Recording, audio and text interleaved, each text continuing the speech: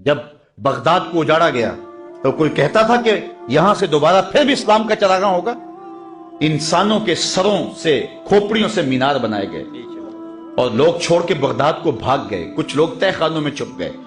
پھر دریا دجلہ کا بند توڑا گیا تو دریا دجلہ کا پانی تہ خانوں میں چلا گیا، 1.25 لاکھ لاشیں ہم نے وہاں سے اٹھائیں، اور پھر ایک متنفس بھی نہیں تھا جو حضور کا نام لیتا ہو۔ وہ روس البلاد، وہ شہروں کی دلہن، اجڑا پڑا تھا، لاشیں پڑی تھی، اور وہاں منگولوں کا قبضہ تھا، اور وہاں تاتاری دندناتے پھرتے تھے۔ کوئی نہیں کہتا تھا اس بغداد میں دوبارہ بھی اسلام کا چراغ روشن ہوگا، کوئی دیا دوبارہ بھی جلے گا۔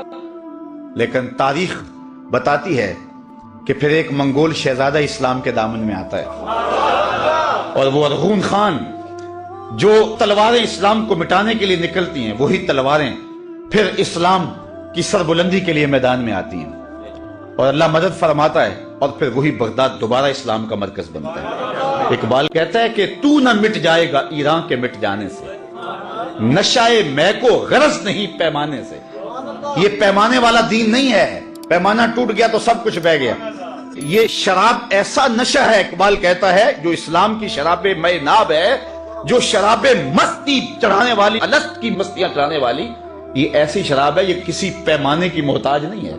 یہ گلاس میں ڈال کے پیو گے تو پھر بھی نشہ وہی چڑھے گا، پیالے میں ڈال کے پیو گے تو پھر بھی نشہ وہی چڑھے گا۔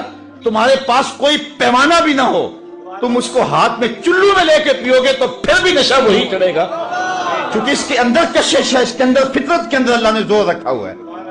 تم اب کوئی ملک نہیں ہے، سلطنت ٹوٹ گئی، اب کوئی کہتا ہی نہیں تھا، پیمانہ نہیں رہا، تو اب نشہ کیسے آئے گا؟ اقبال کہتا ہے نشائے میں کو غرض نہیں پیمانے سے، تو نہ مٹ جائے گا ایران کے مٹ جانے سے، نشائے میں کو غرض نہیں پیمانے سے، ہے عیاں یورش تاتار کے افسانے سے، پاسباں کعبے کو مل گئے صنم خانے سے۔ تو اللہ اپنے دین کی اس طرح بھی مدد فرماتا ہے، ان اللہ یؤید ھذا الدین بید الرجل الفاجر، اللہ یوں بھی مدد کرتا ہے اپنے دین کی۔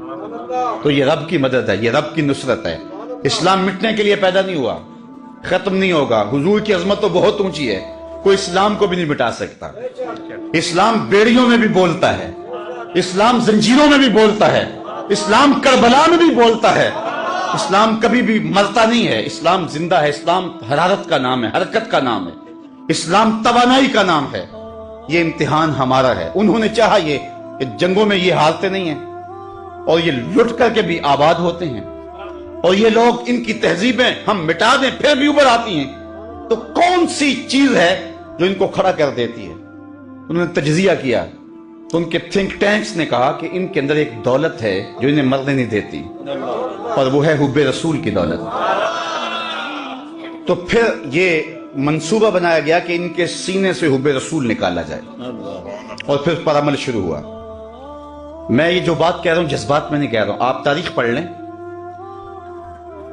معتزلہ، اندیہ، ادریہ، لا ادریہ، اور جتنے بھی فرق ماضی میں ہوئے ہیں، مرجیہ، جتنے بھی ہوئے ہیں، ان کی جو بحثیں ہیں، علم کلام کی کتابیں، اگر علماء یہاں موجود ہیں طلباء، وہ جانتے ہیں ہماری شرح عقائد نصفیہ، شرح مقاصد وغیرہ، یا جتنی بھی بڑی علم کلام پر مشتمل کتابیں ہیں، ان میں یہ مسائل پڑھائے جاتے ہیں کہ خلق قرآن کا مسئلہ پڑھایا جاتا ہے، اس پر بحث ہوئی کسی زمانے کے اندر۔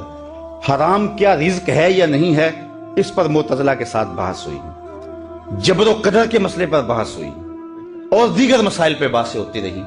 وہ مسائل ایسے تھے، اور یہ اختلافات امت میں پیدا ہوتے، بعد میں اختلافات پاٹ بھی دیے جاتے، اور وہ ملتیں ختم ہو جاتی ہیں، وہ وجود مٹ جاتے جو اختلاف لے کر آئے ہوتے۔ آج معتزلہ کا آپ نے نام بھی نہیں سنا ہوگا، لیکن ایک زمانہ تھا باقاعدہ 3 حکمران، بنو عباسیہ کے دور کے 3 حکمران ان کے زیر اثر رہے، حکومت وقت پر بھی اثر تھا ان کا۔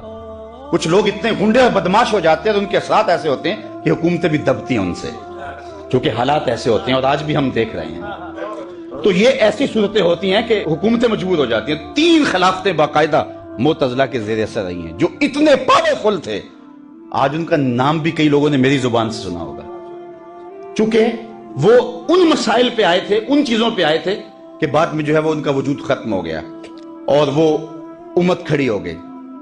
اب انہوں نے سوچا کہ اب ان کو ایسے مسئلے میں الجھا دیا جائے جن سے ان کے سینے سے ایمان کی حرارت چھین لی جائے۔ تو उन मसाइल पर फिर बात नहीं छेड़ी। आप तारीख पढ़ लें, सल्तनत उस्मानिया को तोड़ने के लिए जो प्लानिंग की गई, मिस्टर हेम्फर की याददाश्तें कैलिफोर्निया की यूनिवर्सिटी में मौजूद हैं। अब तो वो छप के जो है वो दस्तयाब भी हैं, बल्कि उसका उर्दू तर्जुमा भी दस्तयाब। आप सब उसको पढ़े तफसील से। मैं सिर्फ एक बात करना चाह रहा हूं, उन्होंने चाहा ये कि इनके सीने से हुजूर की मोहब्बत को निकाला जाए। और अगर आपकी तवज्जो हो, मैं मिजाज रखता हूं किनाए का, मैं सराहत से बात करने से थोड़ा सा कतराता हूं। बलागत का उसूल है अल किनाया तो अबलगु मिन अस्सरी, जो किनाया होता है वो सरी से ज्यादा बलीग होता है। तो जब इख्तलाफ डाले गए तो उम्मत मुस्लिमा में बिलखुसूस जब फिरके बने बर्रे सगीर पाक हिंद में, तो सबसे पहला फितना आप ढूंढे, तारीख में पढ़ें, आप भी तो पढ़े ना, देखें कि सबसे पहला फितना क्या था। ये खाकी आज नहीं तराशे गए। सबसे पहले जुब्बा और दस्तार वाले एक शख्स को खरीदा गया और उसने फतवा दिया, खुदा तो इतनी शान का मालिक है, अगर चाहे तो आने वाहद में करोड़ों मोहम्मद बना डाले। यह आला हजरत के दौर की बात नहीं, यह आला हजरत से पहले की बात है।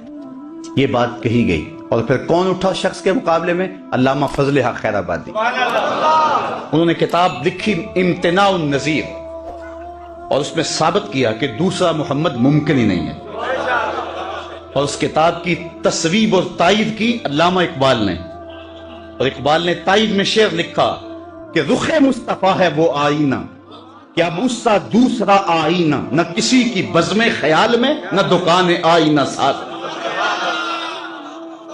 तो ये फितना उस वक्त का शुरू हुआ है। अब वो जदीद दौर के अंदर वो खाकों की सूरत में आ गया, और ये तहरीक थी हुजूर के प्यार को, हुजूर की मोहब्बत को सीनों से निकालने की। अल्लामा इकबाल ने उस दौर में इस चीज को महसूस किया और अपने एक दोस्त को खत लिखा, और उस खत में लिखा कि इस वक्त सबसे बड़ा मसला यह है कि सीने उस प्यार से खाली किए जा रहे। अहदे माँ माराज़े माँ बेगाना कर, अज जमाले मुस्तफा बेगाना कर। इकबाल ने कहा हमारा अहद हमसे जुल्म कर रहा है, और वो क्या कर रहा है? हमारे सीने हुजूर के प्यार से खाली करना चाहता है। अब इसका हल क्या है? तो आज की इस महफिल मिलाद में वो 3 नकाती फार्मूला जो इकबाल ने दिया था वो मैं आपके सामने रखना चाहता हूँ। मुख्तसरन, चूंकि गर्मी की शिद्दत है, मैं भी पसीने से शराबूर हो गया हूँ, लेकिन मैं सिर्फ आपकी तवज्जो, मेरी बातें शायद कोई नई बातें नहीं होंगी, लेकिन इन हालात के तनाजुर के अंदर आप इनको गौर से सुने भी, और मेरी आरज़ू यह है कि इसकी तबलीग भी आगे करें। हमारी सिर्फ एक जुलूस निकाल करके जिम्मेदारियां पूरी नहीं हो जाती। कल लब्बैक या रसूलल्लाह मार्च के हवाले से मैं, यकीन जाने वो पंजाबी में कहते हैं गोडे गोडे खुश, मैं अहले गुजरात से गोडे गोडे खुश हूँ। मैं जब भी कोई मार्च होता, कोई जलसा होता, तो हर हल्के से 20-20, 25-25, 30-30 गाड़ियां आती, लेकिन गुजरात से जरा मेरे लिए मसला होता, तो खैर आज उन्होंने सारा कर्ज उतार दिया। मैं खैर 100 के करीब गाड़ियां सिर्फ गुजरात के करीब से गई, और बड़े बांकपन के साथ और बड़ी मोहब्बत के साथ।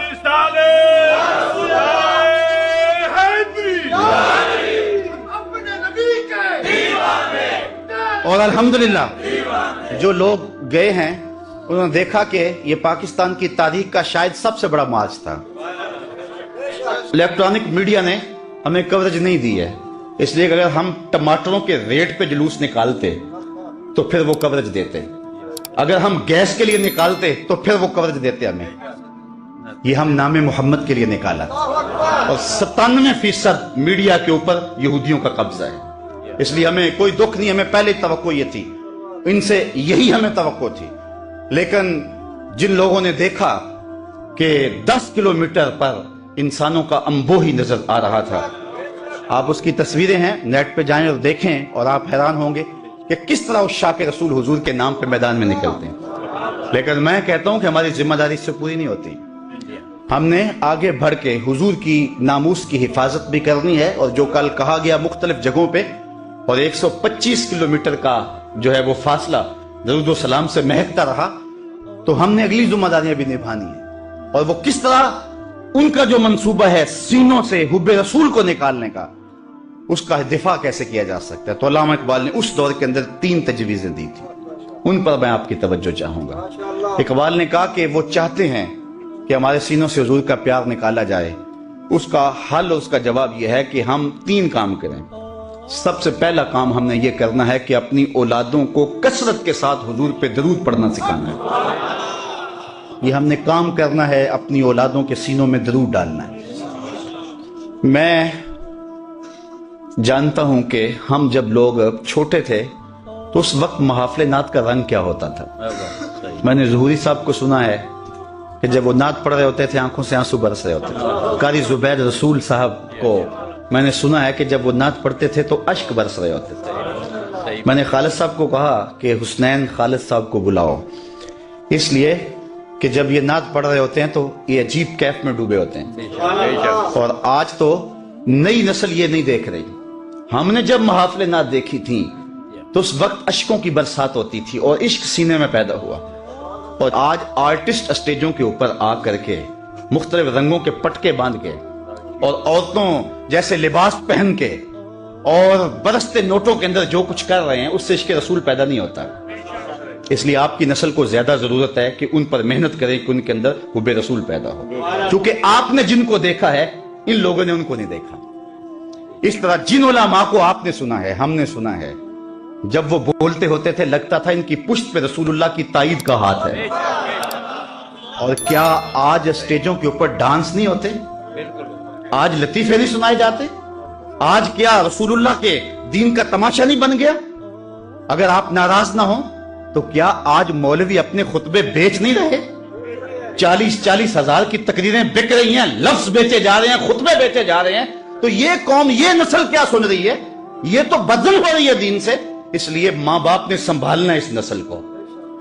تیسری بات، ہم نے جن پیروں کو دیکھا تھا جب ان کے سامنے جاتے تھے تو ہمارے دل ڈولتے تھے کہ جو دل میں خطرہ آتا ہے شیخ کی نگاہ اس پہ ہوگی، لیکن اب پیر کی نگاہ دل پہ نہیں، دل کے اوپر لگی ہوئی جیب پر ہے۔ تو آج پیر خود جو ہے وہ طالب زر بن گیا، تو اب نہ تو پیر میں وہ روپ نظر آیا، نہ مولوی میں وہ روپ نظر آیا، نہ نعت خواں میں وہ روپ نظر آیا۔ تو مجھے بتاؤ کہ یہ نئی نسل کہاں سے دین لے گی؟ علامہ اقبال نے اس وقت کہا تھا کہ اپنی نسل پر توجہ دو جب امیر ملت بھی موجود تھے۔ اس وقت کہا تھا جب سید احمد سعید کاظمی، بلکہ بعد کے یہ لوگ ہیں، اس دور میں کہا تھا۔ اور آج تو ہر لئی میں رازدار دین شدے، آج تو یہ معاملہ ہو گیا ہوا ہے۔ اس لیے ماں باپ کی ذمہ داری ہے، میں کہتا ہوں ڈاکٹر بناؤ اپنے بیٹے کو، انجینئر بناؤ، وقت کی ضرورت ہے، لیکن سب سے پہلے اس کے عاشق رسول بناؤ، یہ کہیں اس کا سینہ اس دولت سے محروم نہ رہ جائے۔ تو سب سے پہلا طریقہ، اقبال حکیم الامت اس کو یوں ہی نہیں کہتے، علامہ اقبال فرماتے ہیں کہ سب سے پہلا کام کرنے کا یہ ہے کثرت کے ساتھ اپنی اولاد کو درود پڑھنا سکھاؤ۔ کسی نے اقبال سے خود پوچھا کہ تیرے لہجے میں یہ مٹھاس کہاں سے آ گئی، رس کہاں سے آ گئی؟ جو اہل نقد ہیں، یہاں شعراء بھی موجود ہوں گے، وہ غالب کو اقبال سے بڑا شاعر مانتے ہیں، لیکن جو عزت اقبال نے پائی وہ غالب کا مقدر نہیں بن سکا۔ تو کسی نے اقبال سے پوچھ لیا کہ تیرے شعروں میں یہ حسن کہاں سے آیا؟ تو اس نے کہا 1.25 کروڑ مرتبہ میں نے حضور پہ درود پڑھا ہے، میں تنہا کمال سخن کو نہ پہنچا، میرے شعر ہیں اور تاثیر ان کی۔ اور ایک اور بات کر جاؤں، درود عقیدوں کو صحت دیتا ہے۔ آج 73-72 فرقے ہیں نا، تو سمجھ نہیں آتی جائیں کدھر۔ آدمی جو ہے وہ پریشان ہو جاتا ہے جب ہر بندے کی زبان پہ قرآن ہو، ہر بندے کی زبان پہ حدیث ہو، اور ہر بندہ اپنی جانب کھینچ رہا ہو۔ تو مجھے بتائے کیسے پہچانا جائے گا کہ ان میں اچھائی پہ کون ہے اور برائی پہ کون ہے؟ عام آدمی تو نہیں پہچان سکتا، سب ایک نے علم کلام تو نہیں پڑھا ہوا ہوتا۔ اگر بولنے والا بڑا چمکدار لہجے میں بولتا ہو، اس کی گفتگو میں جو ہے وہ لف و نشر ہو، تو پھر ہو سکتا ہے کہ وہ منہ بھی لے۔ اس لیے بندہ کیسے پہچان کر پائے کہ حق